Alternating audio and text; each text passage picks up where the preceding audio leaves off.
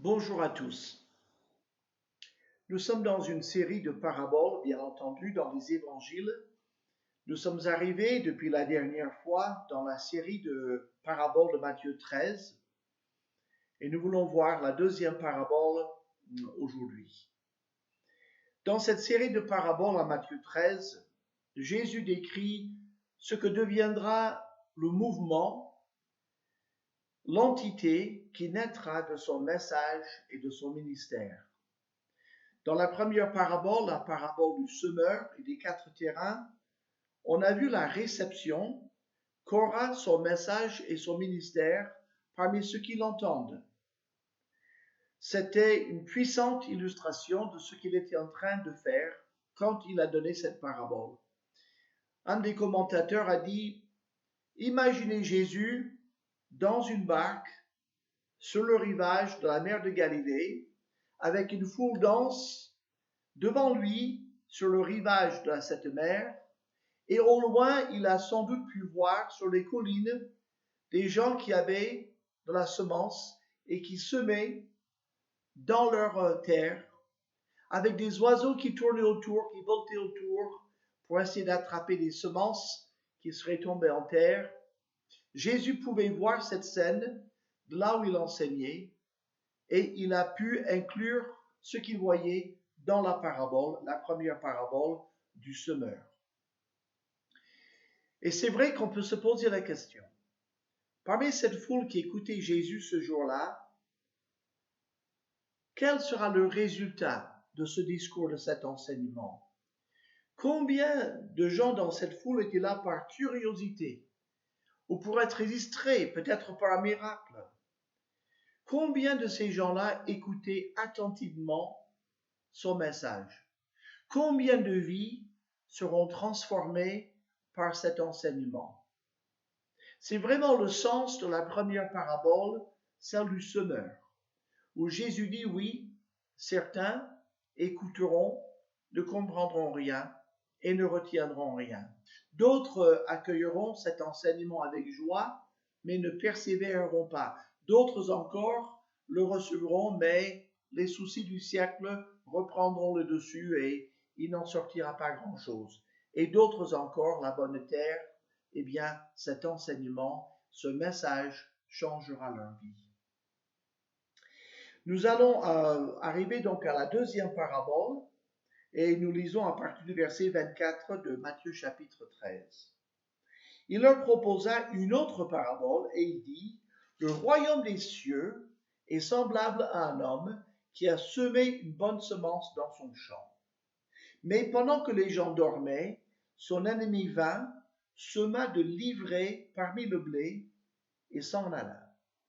Lorsque l'herbe eut poussé et donné du fruit, l'ivraie parut aussi. Les serviteurs du maître de la maison vinrent lui dire, Seigneur, n'as-tu pas semé une bonne semence dans ton champ? D'où vient donc qu'il y a de l'ivraie? Il leur répondit, c'est un ennemi qui a fait cela. Et les serviteurs lui dirent, veux-tu que nous allions l'arracher? Non, leur dit-il, de peur qu'en arrachant l'ivraie, vous déraciniez en même temps le blé. Laissez croître l'ensemble, l'un et l'autre, jusqu'à la moisson, et à l'époque de la moisson, je dirai aux moissonneurs, arrachez d'abord l'ivraie et liez-la en gerbe pour la brûler, mais amassez le blé dans mon grenier. Comme avec la première parabole, Jésus donne l'explication lui-même à cette deuxième parabole à partir du verset 36. Alors il renvoya la foule et entra dans la maison. Ses disciples s'approchèrent de lui et dirent, explique-nous la parabole de l'ivraie du champ. Il répondit, celui qui sème la bonne semence, c'est le Fils de l'homme. Le champ, c'est le monde. La bonne semence, ce sont les fils du royaume. L'ivraie, ce sont les fils du malin. L'ennemi qui l'a semé, c'est le diable. La moisson, c'est la fin du monde. Les moissonneurs, ce sont les anges. Or, comme on arrache l'ivraie et qu'on la jette au feu, il en sera de même à la fin du monde. Le Fils de l'homme enverra ses anges qui arracheront de son royaume tous les scandales et ceux qui commettent l'iniquité, ils les jetteront dans la fournaise ardente, où il y aura des pleurs et des grincements de dents. Alors les justes resplendiront comme le soleil dans le royaume de leur Père. Que celui qui a des oreilles pour entendre, entende. Jésus dit, le royaume des cieux est semblable à. Et puis il explique cette parabole en expliquant sa première intervention quand il donne son message et sa deuxième intervention quand il vient pour juger. Le royaume des cieux est un terme qui désigne l'intervention de Jésus dans l'humanité, dans l'histoire de l'humanité. Jésus intervient 2 fois.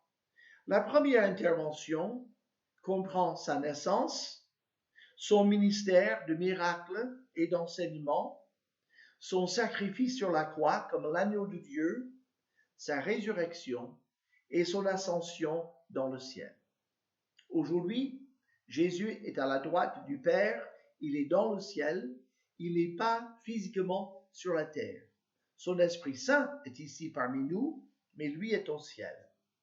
Mais Jésus va intervenir une deuxième fois, publiquement, visiblement, et lors de cette deuxième intervention, il va redescendre sur la terre, il va être dans la gloire, où il va juger l'Antichrist, il va battre l'Antichrist et toutes les armées de l'Antichrist à la bataille d'Armageddon.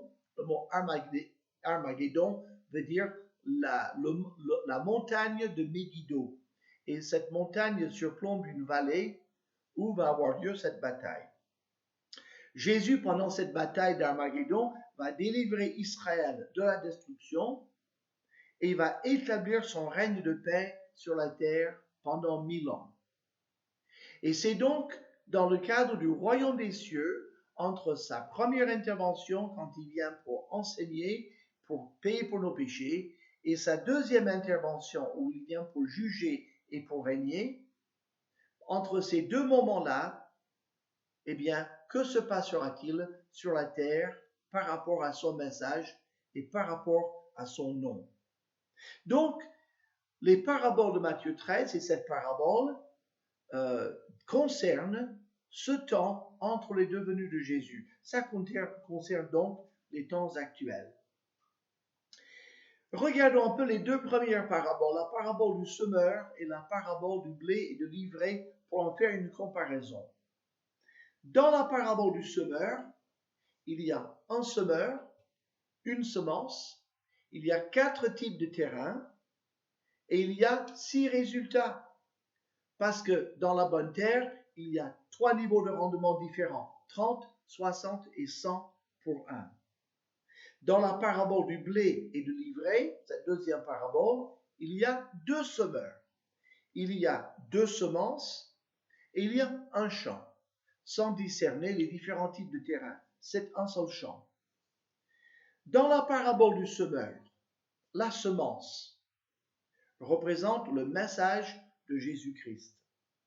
Mais dans la parabole du blé et de l'ivraie, les semences ne représentent pas un message, mais c'est des personnes produites par ces messages. C'est-à-dire, la semence dans la deuxième parabole, c'est les fils du royaume, et la semence de l'ivraie sont les fils du malin. Dans la première parabole, le semeur sème partout, le long du chemin, dans toutes sortes de terrains. Dans la deuxième parabole, il sème uniquement dans le champ dont il est le propriétaire. Dans la première parabole, le semeur, il sème seul, il est tout seul. Dans la deuxième, ce propriétaire du champ a des ouvriers qui l'interrogent et qui l'enseignent. Dans la première parabole, la parabole du semeur, Jésus dit, je vais répandre ma semence sans distinction dans toutes sortes de cœurs. Et bien sûr, Jésus laisse l'homme libre d'agir comme il veut. C'est pour ça qu'il y a plusieurs réactions différentes. Il y a 4 types de réactions et 4 résultats. Dans la deuxième parabole, Jésus montre que dans son champ, donc parmi ceux qui se réclament de lui, parce que tout le champ lui appartient, donc parmi tous ceux qui se réclament de lui dans son champ, il y a de vrais croyants, ça c'est le résultat du blé, et il y a des imitateurs des vrais croyants, des faux croyants. Ça c'est le produit de l'ivraie, parce que les deux sont dans le même champ qui appartient à Jésus-Christ. La différence entre le blé et l'ivraie, c'est que l'ivraie ne produit pas de fruits. Les faux croyants ne produisent pas de fruits. Donc, à la fin, à la moisson, le tri définitif sera fait par les anges. Et les deux groupes seront enfin et définitivement séparés. Alors, revenons maintenant un peu aux éléments de cette parabole du blé et de l'ivraie. Nous avons lu qu'il y a un homme qui sème la semence dans son champ. Cet homme, c'est le Fils de l'homme, c'est Jésus-Christ. Jésus-Christ est donc le propriétaire du champ. Jésus est le propriétaire de tout. Il est le créateur de tout. L'univers tout entier lui appartient. Il est toujours le maître en toutes choses, y compris l'humanité. L'humanité lui appartient par création. Mais Jésus, le propriétaire du champ, fera une récolte. À la fin, il gardera les fils du royaume, des croyants, qui partageront sa gloire. Il travaille, lui, 2 jours. Il travaille dans la lumière. Il travaille avec honnêteté. Ça, c'est le propriétaire du champ, c'est le Fils de l'homme Jésus-Christ. Ensuite, il y a un deuxième semeur, c'est l'ennemi. L'ennemi, lui, il sème la nuit. Tout ce qu'il fait, il fait la nuit. Et la Bible dit en 1 Thessaloniciens chapitre 5, et Jésus l'a dit plusieurs fois, ceux qui agissent la nuit montrent que leurs œuvres sont mauvaises. Les enfants de Dieu sont appelés les enfants de la lumière, les enfants du jour. En Thessaloniciens, nous lisons, nous sommes du jour, nous ne sommes pas de la nuit, nous sommes de la lumière, nous ne sommes pas des ténèbres. Dieu nous appelle constamment à se dépouiller des œuvres des ténèbres et revêtir les œuvres de la lumière. Et là, dans cette parabole, ça apparaît très clairement. L'ennemi travaille la nuit et le Seigneur travaille le jour. Autrement dit, le Seigneur travaille dans la transparence et dans l'honnêteté. Satan travaille dans l'obscurité et dans la tromperie. Ensuite, il dit que l'ennemi, qui s'appelle le diable, l'adversaire, l'accusateur des frères, l'adversaire de toujours, de Jésus-Christ, il sème de l'ivraie. Alors l'ivraie, c'est une étude intéressante. L'ivraie pousse dans les mêmes régions que le blé. Et elle était pendant très longtemps un fléau absolu pour les producteurs de blé, jusqu'à ce que, ces dernières dizaines d'années, on a développé des machines de tri capables de séparer les 2 grains avant le semis. Le nom latin de l'ivraie, c'est l'Olium temulentum. Temulentum, mon latin n'est pas terrible. La ressemblance entre les grains de blé et les grains d'ivraie et la plante du blé et la plante de l'ivraie, la ressemblance est si grande entre ces 2 plantes qu'on a souvent appelé le faux blé. L'ivraie ressemble au blé jusqu'à ce que l'épi de blé apparaisse. Vous savez, les épis de blé, les pointes, il y a une pointe et puis il y a plusieurs grains de blé sur chaque pointe. En tous les cas, les pointes de l'ivraie sont plus étroites que celles du blé déjà. L'épi de l'ivraie pousse à un autre angle par rapport à la tige que l'épi de blé. Sur une épi d'ivraie, vous avez une seule série de graines par pointe, tandis que le blé, si vous regardez une pointe de blé, vous avez deux sorties, deux ensembles de graines de blé par pointe. À la fin, quand le blé est prêt à être moissonné, il est de couleur brune, plutôt beige sombre. Donc on dit le blé est brun ou le blé est blanc. En tout cas, c'est une couleur beige. L'ivraie, par contre, la plante est noire. Alors le terme français, l'ivraie, vient du latin ebriacus, d'où nous avons le mot ébriété ou être ivre. Pourquoi? Parce que quand les gens mangeaient les grains de l'ivraie, ça donne une intoxication et une nausée quand on mange de cette plante. Et si on en mange trop, on peut en mourir. Le terme donc de l'ivraie vient du latin temulentus, qui signifie en latin ivre. Donc l'ivraie, ivre, parce que cette plante, si elle est mangée ou si elle est consommée, produit une intoxication et une nausée, c'est une plante empoisonnée. Et c'est un parfait exemple que Jésus donne par rapport au mensonge qui enivre et qui intoxique les gens. L'enseignement de Satan est toxique, c'est du poison. L'enseignement de Jésus est nourrissant, c'est le blé. Mais les deux se ressemblent jusqu'à ce qu'on commence à produire des fruits. Et là, les fruits sont différents. Voilà donc pour l'ivraie. Alors le coupable. Qui est le coupable? On voit les serviteurs du maître, les ouvriers de Jésus-Christ, qui demandent à leur maître comment l'ivraie est arrivée dans le champ. Parce que là, bien sûr, le maître du champ a donné une semence pure. On n'a semé que du blé. Il n'y avait pas un mélange de graines de l'ivraie. Et aujourd'hui encore, les vrais chrétiens demandent à Dieu, comment se fait-il que des croyants, des gens qu'on prend pour des croyants, parfois des membres de nos églises, des gens que nous avons évangélisés, des gens qui ont prié avec nous, des gens même que nous avons baptisés, comment se fait-il que dans l'église, il puisse y avoir de faux croyants? Comment se fait-il que ces faux croyants ressemblent tant aux vrais croyants? Ils parlent comme eux, ils chantent comme eux, comme des vrais croyants. Ils fréquentent leurs réunions, parfois assidûment et pendant très longtemps. Et tout à coup, s'avèrent être de faux croyants. Est-ce que le maître de chant dit à ses serviteurs, oui, l'ennemi a semé l'ivraie la nuit pendant que vous dormiez, si vous les coupables? Pas du tout. Jésus ne blâme pas les serviteurs. Et la parabole dit que pendant que les gens dormaient, c'est-à-dire pendant que tout le monde normalement dort, l'ennemi vient semer l'ivraie. Il n'y avait aucune faute à dormir la nuit.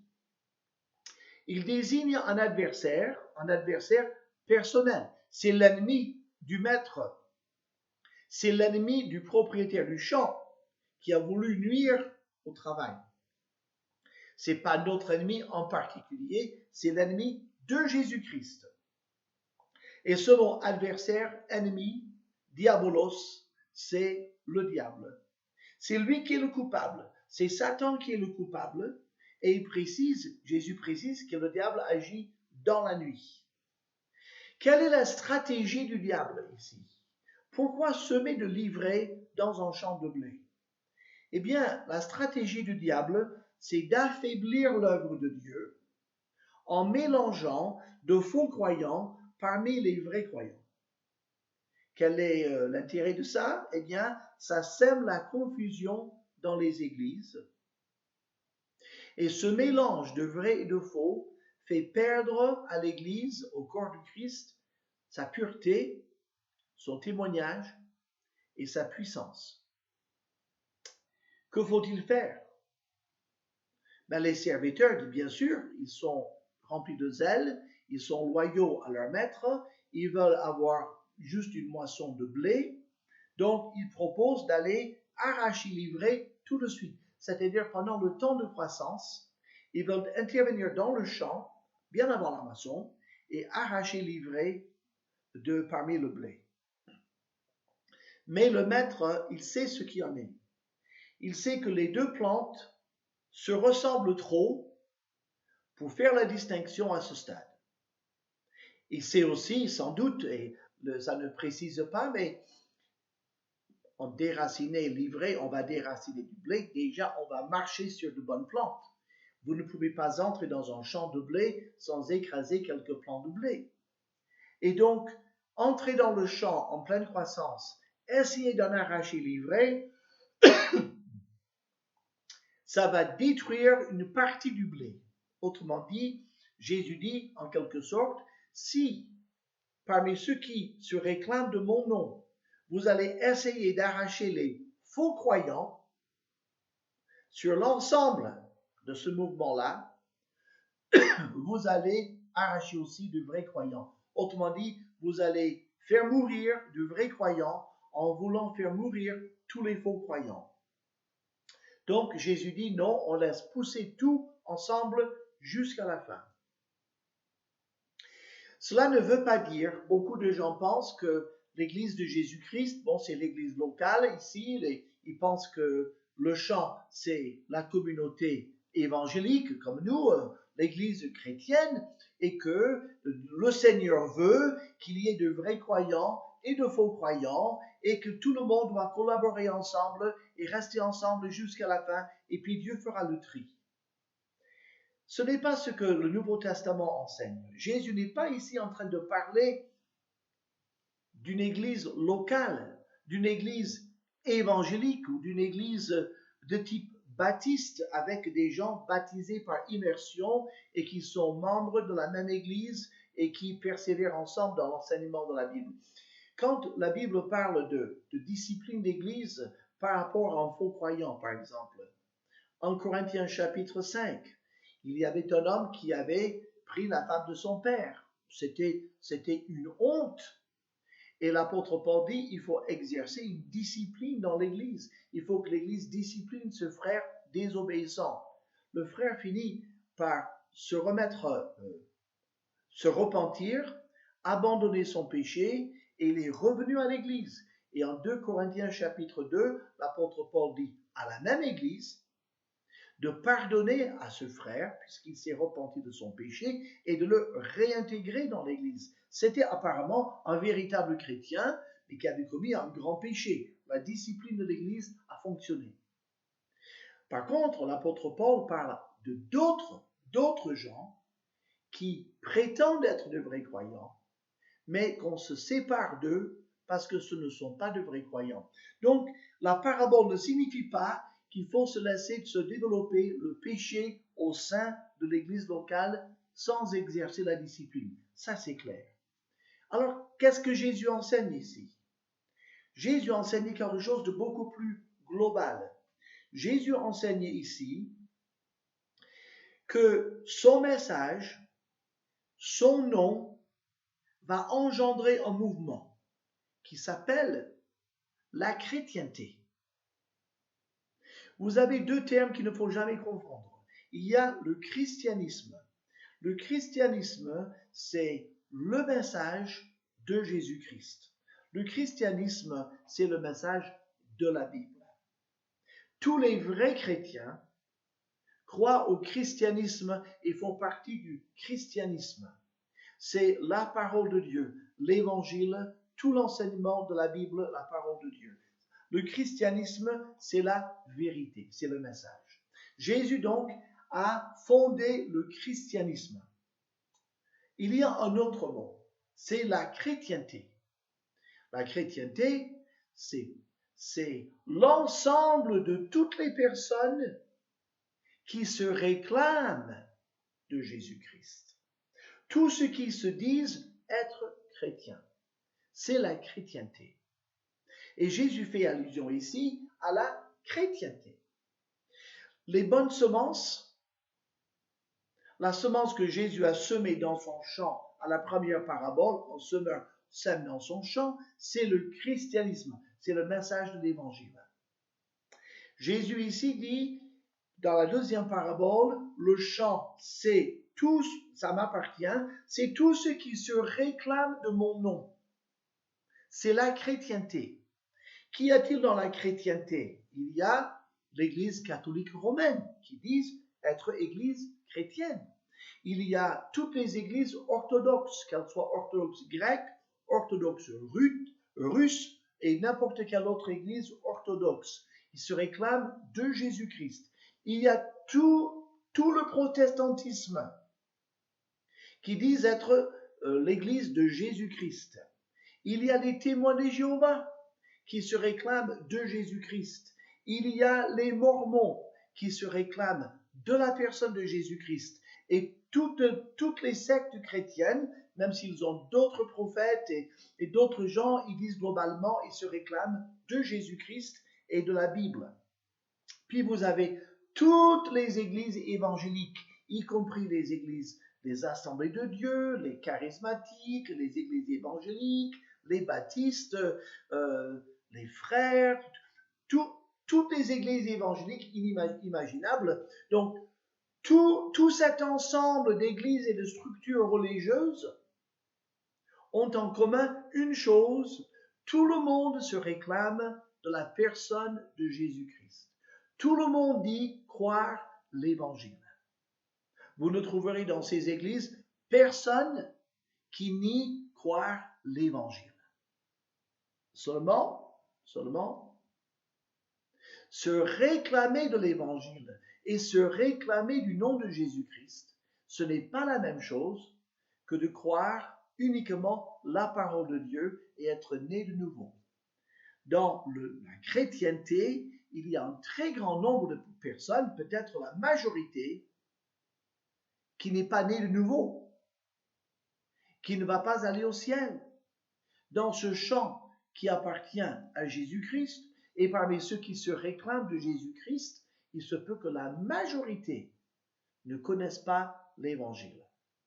Et puis, dans une église évangélique, la plus fidèle possible, il est tout à fait courant, il est pratiquement une certitude qu'il va s'y glisser tôt ou tard certaines personnes qui ne sont pas de véritables croyants, c'est-à-dire de livrés, et ça fera un mélange. Donc, Jésus dit à ses domestiques, et on comprend les domestiques, on comprend les serviteurs qui disent, mais Seigneur, Maître, permets-nous d'aller arracher l'ivraie tout de suite, on ne veut pas que le faux pousse avec le vrai, c'est ton champ, il faut qu'il pousse uniquement du vrai. Jésus dit, non, vous n'allez pas faire le tri. Et le Seigneur montre par là à nous, ses enfants, à ses serviteurs, à ceux qui croient en lui, ce n'est pas à nous de faire le tri parmi ceux qui sont chrétiens. Ce n'est pas à nous d'aller persécuter les gens qui se disent chrétiens, même s'ils ne le sont pas vraiment. Même si c'est de l'ivraie, même si ça se dit chrétien, mais que ça n'est pas vraiment, ce n'est pas à nous d'aller faire le tri. Il dit à la fin de l'âge, ce sont les anges qui feront le tri. Ce n'est pas les chrétiens, ce n'est pas les serviteurs de Dieu. Qu'est-ce que ça enseigne? Quand Jésus dit à ses domestiques, vous n'allez pas faire le tri, vous allez laisser croître tout, ça veut dire quoi? Il y a les deux applications. Premièrement, c'est la liberté de conscience. Au cours de l'histoire du christianisme, donc au cours des 2000 ans qui sont passés, il y a eu énormément de guerres de religion et des millions de morts ont eu lieu parce que les serviteurs du Christ, notamment de l'Église catholique romaine, mais même des réformateurs, des serviteurs du Christ, voulaient arracher l'ivraie de leurs églises. Pensons à l'Inquisition, qui a eu lieu avant la Réforme. Pensons à la persécution des baptistes et des anabaptistes par les catholiques pendant 12 siècles, par les réformateurs. Pensons à toutes ces guerres de religion qui ont eu lieu entre personnes qui se disaient tous chrétiens. Mais les uns représentaient la religion officielle d'un État, d'un gouvernement. Et c'est pour ça que le gouvernement leur donnait la permission et la possibilité de détruire et de tuer les gens qui n'adhéraient pas à leur Église. C'est pour ça qu'une religion d'État prive les gens de la liberté de conscience. Quand vous n'avez pas la possibilité d'adorer Dieu comme vous l'entendez, vous ne pouvez jamais savoir si les gens sont sincères. Parce que les gens vont accepter la religion de leur pays parce qu'ils ne veulent pas mourir. Mais ça ne veut pas dire qu'ils y croient vraiment. Alors, il y a un segment des chrétiens qu'on a appelé depuis toujours des baptistes ou même des anabaptistes. C'est les premiers à réclamer la liberté de conscience et la liberté du culte. Et ils ont proposé une séparation entre le pouvoir civil, l'État, et le pouvoir religieux, l'Église. Ils ont proposé au gouvernement civil de laisser les citoyens libres d'adorer Dieu comme ils voudraient ou ne pas l'adorer du tout.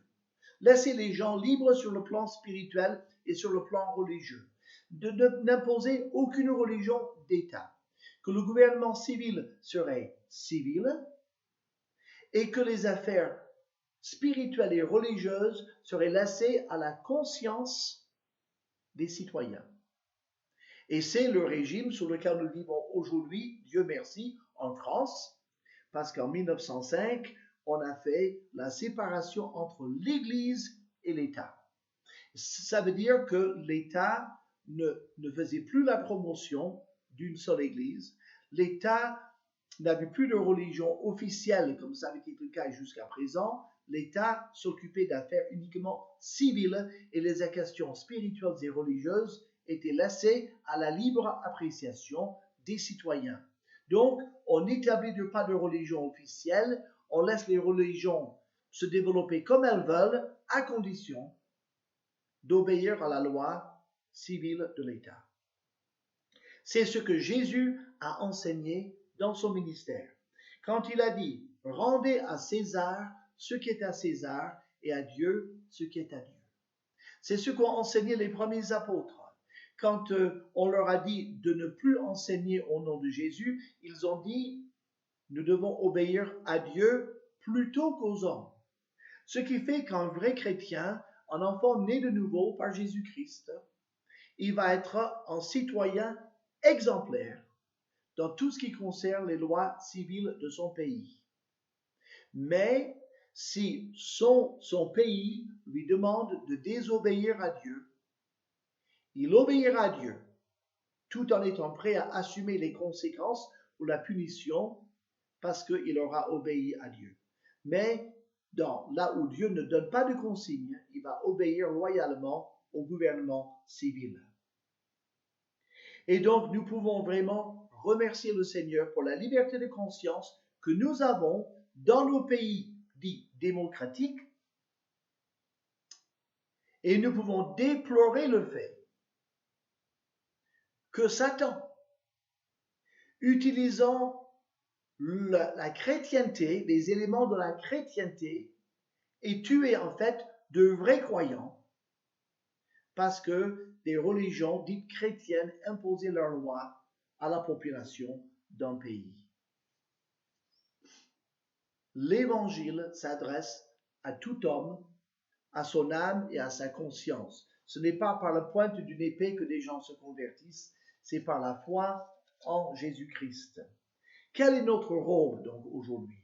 Quel est notre rôle en France et dans le monde entier? Notre rôle est ce qu'il a toujours été.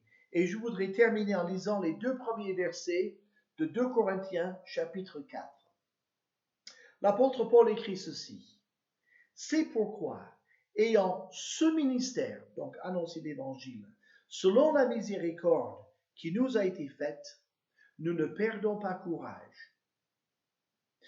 Nous rejetons les choses honteuses qui se font en secret. Nous n'avons point une conduite astucieuse et nous n'altérons point la parole de Dieu. mais en publiant la vérité, nous nous recommandons à toute conscience d'homme devant Dieu. Prions. Notre Dieu et Père, nous voulons te glorifier et te remercier pour cette parabole si parlante. Oui, une parabole tragique, puisqu'un ennemi est venu semer des faux croyants parmi les vrais. Il est venu troubler ton œuvre. Mais nous te remercions, nous qui sommes tes serviteurs. Nous te remercions de ce que ce n'est pas nous qui allons faire la loi, qui allons arracher les faux croyants, qui allons persécuter d'autres qui se réclament de ton nom. C'est à nous le glorieux privilège d'annoncer l'Évangile avec humilité, avec honnêteté, dans la lumière, en comptant sur ton esprit de convaincre de péché toute personne qui entend ce message, afin qu'il y ait de véritables conversions. Et si nous devons maintenir la pureté autant que cela dépend de nous, dans nos communautés évangéliques, Seigneur, nous vivons dans une chrétienté qui est largement contre ta personne. Mais nous te remercions de ce qu'un jour, tu feras le tri et le jugement, et ceux qui sont de faux chrétiens seront révélés comme tels par ta puissance, et que c'est toi qui jugeras les vivants et les morts. C'est toi le seul capable de sonder les cœurs et de faire un jugement juste. Et Seigneur, nous nous en remettons à toi. Garde-nous fidèles, peu importe ce que cela peut nous coûter. Merci Seigneur de ce que tu es le propriétaire du champ et tu es le juge de tous et que nous devons nous préparer à passer au tribunal de Christ afin que nous puissions recevoir des récompenses suivant la fidélité que nous avons manifestée. Ce sera l'effet de ta grâce envers nous et nous voulons t'adorer aujourd'hui et te remettre tout pouvoir, toute louange et tout jugement, car toi seul, tu en es digne. En Jésus-Christ notre Seigneur. Amen.